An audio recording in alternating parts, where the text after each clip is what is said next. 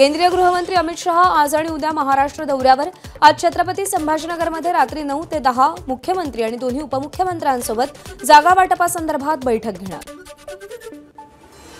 केंद्रीय गृहमंत्री अमित शहांच्या उपस्थितीत नागपूरमध्ये भाजपची आढावा बैठक। उपमुख्यमंत्री देवेंद्र फडणवीस, प्रदेशाध्यक्ष चंद्रशेखर बावनकुळेंसह विदर्भातील पदाधिकारी उपस्थित राहणार।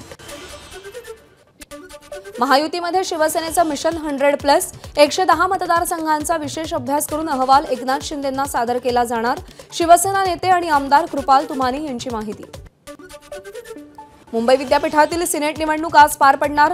ठाकरेंची युवासेना विरुद्ध अखिल भारतीय विद्यार्थी परिषद असा थेट सामना। 10 जागांसाठी 28 उमेदवार रिंगणात। सकाळी 9 वाजल्यापासून मतदानाला सुरुवात। सिद्धिविनायक मंदिराच्या प्रसादाच्या टोपलीतल्या उंदरांचा व्हिडिओ व्हायरल। प्रसाद म्हणून दिले जाणारे लाडू उंदरांनी कुरतडल्याचा व्हिडिओ। सिद्धिविनायक मंदिर प्रशासनानं आरोप फेटाळले। प्रसादाच्या टोपलीमध्ये उंदीर प्रकरणाची चौकशी होणार। मंत्री सुधीर मुनगंटीवार यांची प्रतिक्रिया।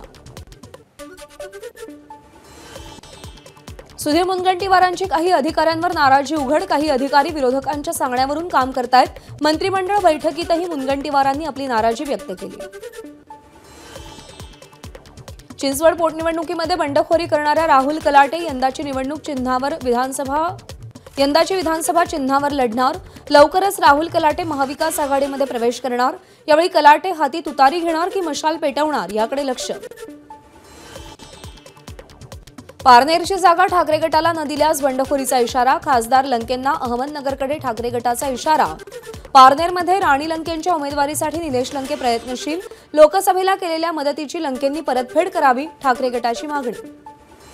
मालेगावमध्ये शिवसेना ठाकरे गटाला धक्का। माजी महानगर प्रमुख रामा मिस्त्रींचा शिवसेनेमध्ये प्रवेश। खासदार श्रीकांत शिंदेंच्या उपस्थितीमध्ये पक्षप्रवेश। शरद पवारांच्या राष्ट्रवादीतील गटबाजी समोर आली आहे। नाशिकमधल्या सभेमध्ये शहराध्यक्ष आणि जिल्हाध्यक्षांमध्ये जुंपली आहे। गजानन शेलारांना कोंडाजी आव्हाडांनी सुनावले। मुंबई विद्यापीठातील सिनेट निवडणूक आज पार पडणार। ठाकरेंची युवासेना विरुद्ध अखिल भारतीय विद्यार्थी परिषद असा थेट सामना। 10 जागांसाठी 28 उमेदवार रिंगणात। सकाळी 9 वाजल्यापासून मतदानाला सुरुवात। ठाकरे गटाचे खासदार संजय राऊतांकडून सिनेट निवडणुकीसाठी मतदान। भांडूपच्या मेनन कॉलेजमध्ये मतदानाचा हक्क बजावला। मुंबई विद्यापीठ सिनेट निवडणूक प्रकरणी सुप्रीम कोर्टामध्ये आज सुनावणी होणार। सिनेट निवडणुकीला स्थगिती देण्याची राज्य सरकार आणि काही विद्यार्थी संघटनांची मागणी। आजपासून पुढचे 4 दिवस राज्यभरात वादळी वारे आणि मेघगर्जनेसह पावसाची शक्यता। विदर्भ, मराठवाडा आणि कोकण किनारपट्टीवर मुसळधार पाऊस कोसळण्याचा हवामान विभागाचा अंदाज। नाशिकच्या चांदवडमध्ये मुसळधार पावसामुळे शेतात पाणी, कांदा भिजला तर काढणीला आलेल्या मका पिकाचं नुकसान, शेतकरी हवालदिल। गुजरातमधील कच्छ आणि पश्चिम राजस्थानच्या काही भागांमधून मान्सून माघारी फिरला। यंदा उशिरानं मान्सून माघारी। महाराष्ट्रात ऑक्टोबरच्या मध्यानंतर मान्सून परतण्याची शक्यता। नाशिकच्या मनमाड, नांदगाव, चांदवड, सटाणा तालुक्यासह ग्रामीण भागात मुसळधार पाऊस।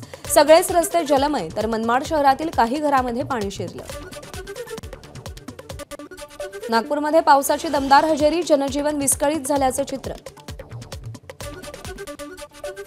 अहमदनगर शहरासह जिल्ह्याला काल मध्यरात्री मुसळधार पावसानं झोडपलं।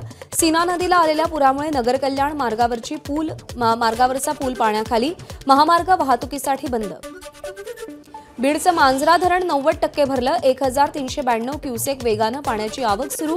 परिसरातल्या शेतकऱ्यांना मोठा दिलासा।